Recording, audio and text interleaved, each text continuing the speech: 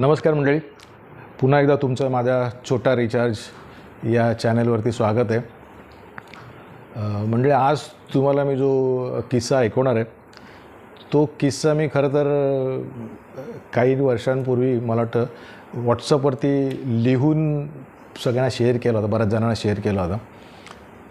तो किस्सा मला एक 2-3 दिवसापूर्वी माझे एक मित्र आहेत चित्रे साहेब, ज्यांच्यावरती आता ॲक्च्युली माझा एक दोन एपिसोडापूर्वी एपिसोड त्यांच्यावरती मी टेलिकास्ट केला होता.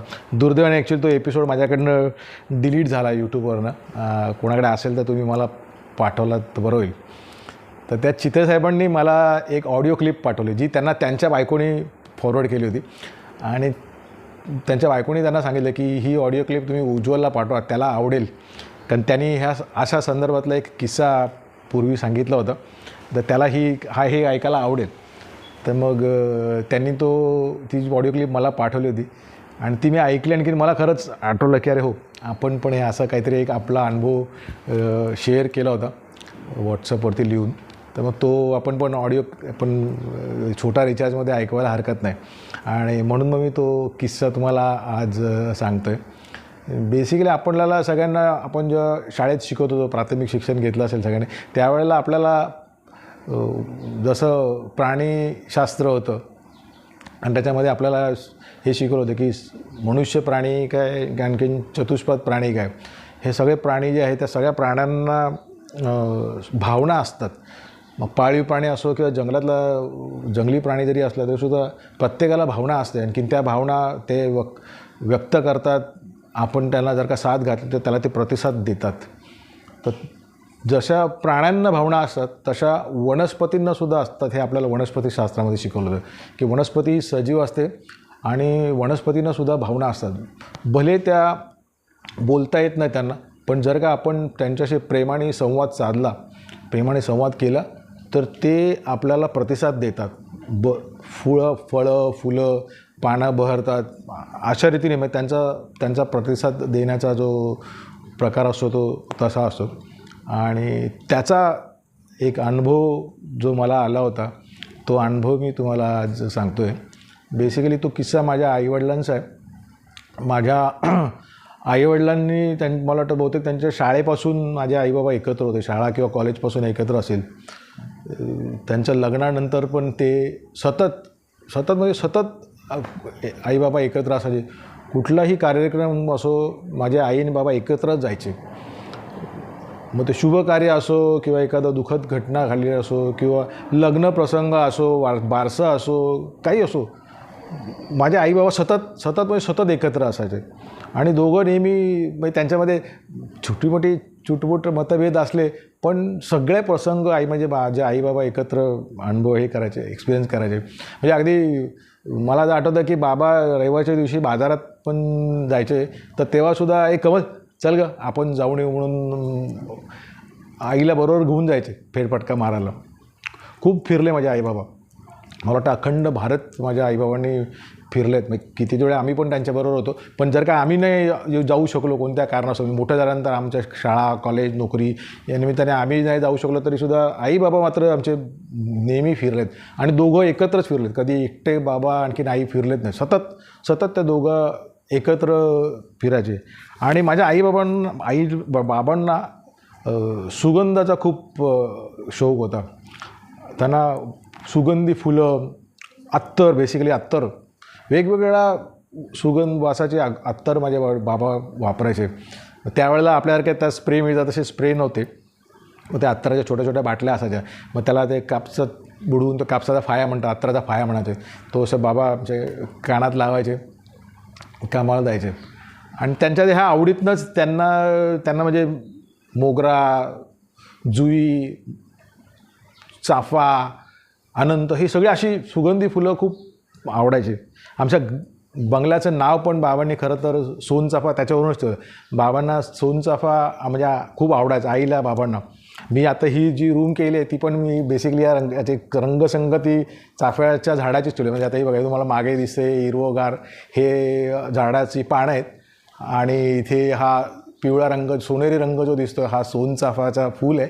आणि वरती हे निळं दिसतं ते निळं आकाश आहे. हा कन्सेप्ट मी माझ्या या एंट्रन्स रूमला ठेवला आहे. तर बेसिकली माझ्या बाबांना खूप फुलं आवडायची आणि अनुवंशिकरित्या म्हणा किंवा काय, मलाही फुलं खूप आवडतात. माझ्या आता पण अंगणामध्ये बरीच फुलझाडं आहेत. त्याच्यामध्ये ऑब्व्हियसली सोनचाफ्याचं झाड तर आहेच, पण पूर्वी काय कोण असतं, आम्हाला एक असा अनुभव होता की मी 3-4 वेळा आमच्याकडे सोनचाफ्याची झाडं लावली, वाढली, पण ती खूप काही वाढल्यानंतर ती जळून जायची.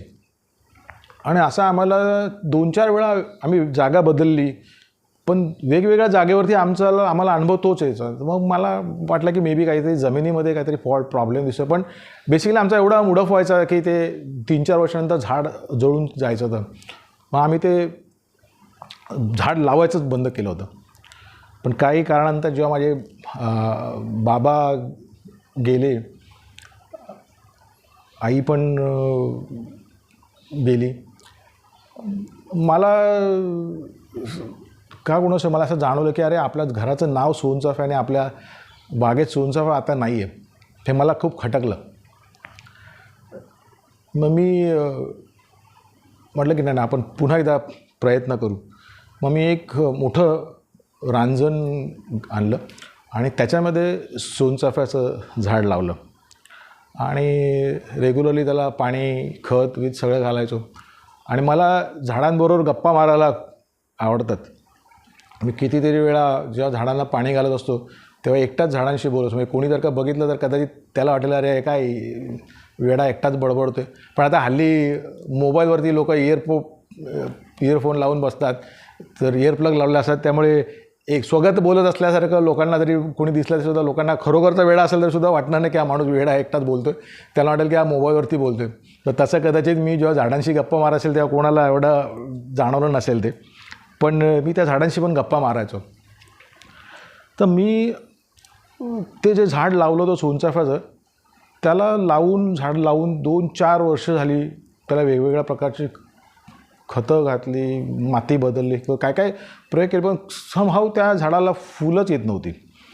आणि मला काय समजत नव्हतं की हे काय होतं आहे, काय की ह्या झाडाला फूल काय येत नाही. आणि एक दिवशी मी जेव्हा असं झाडांना पाणी घालत होतो आणि बोलत गप्पा मारत झाडांशी, मी जेव्हा माझ्या त्या सोनचाफ्याचं झाड, ॲक्च्युली मी ते सोनचाफ्याचं झाड जे लावलं ते माझ्या बाबांची आठवण म्हणून, ते त्यांच्या आठवणीप्रित्यर्थ मी ते झाड लावलं, कुंडीत लावलं आणि आता यावेळेला मोठ्या त्या रांजणामध्ये लावलं होतं. मग मी त्या झाडाला पाणी घालत असतानाच मी बाबांशी बोलत असल्यासारखं त्या झाडाशी बोललो, बाबांशी बोललो की म्हटलं बाबा तुम्हाला आवडतं सोनचाफा म्हणून मी लावला हा सोनचाफा, पण तुम्ही काही फुलत नाही अजिबातीत, म्हणजे लावल्यापासून तुम्ही फुललाच नाहीत. म्हणजे माझ्याकडनं काही चूक झाली का, काही माझ्या हातून काही गडबड झाली आहे का, असं मी त्या झाडाला, माझ्या बाबांना विचारलं. आणि एखादा भास म्हणा किंवा साक्षात्कार म्हणा, काही म्हणा, मला ते झाड माझ्याशी बोलतं, म्हणजे माझे बाबा माझ्याशी बोलतात असं वाटलं.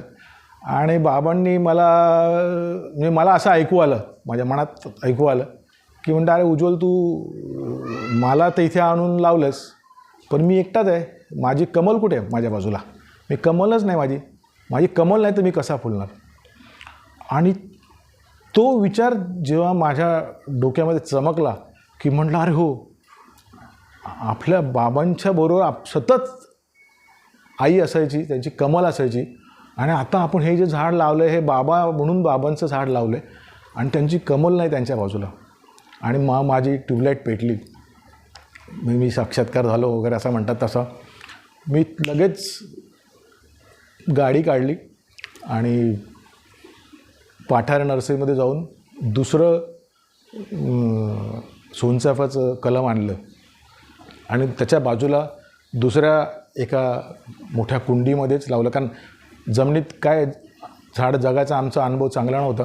मग मी दुसरं कलम आणून ते त्या झाडाच्या बाजूला लावलं, त्या बाबांच्या त्याच्या बाजूला लावलं. आणि काय योगायोग म्हणा किंवा काय, पण त्याच्यानंतर त्या दोन्ही झाडांना बहर आला आणि दोन्ही झाडांवरती मस्तपैकी सोनचाफ्याची फुलं आली. आणि मला तेव्हा जाणवलं की मग मी झाडासमोर उभा राहून तेव्हा बाबांना आणि आईला दोघांनाही हात जोडून माफी मागितली की मी तुम्हा दोघांना वेगळं केलं असं वाटलं मला, पण आता मात्र मला तुम्हाला वेगळं ठेवण्याची चूक जी होती ती मी सुधारले आणि तुम्ही त्याचा मला फुलून प्रतिसाद दिला आहे, त्याबद्दल धन्यवाद. मी तुम्हाला ते झाडं दाखवतो, या बघायला. या इकडे घेऊन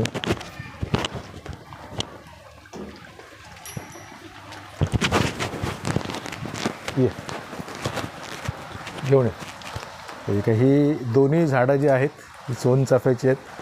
पहिलं झाड बाबांच्या आठवणीत लावलं होतं, दुसरं आईच्या, आणि आता त्याला बघा मस्तपैकी चाफा दोन आणि कळ्यात धरल्यात, दोन बाजूला लागून एक कळी पण धरलेली आहे. तर झाडं आपल्याला प्रतिसाद देतात याचं हे मला आलेलं प्रत्यंतर आहे. या एक मिनिट आपण.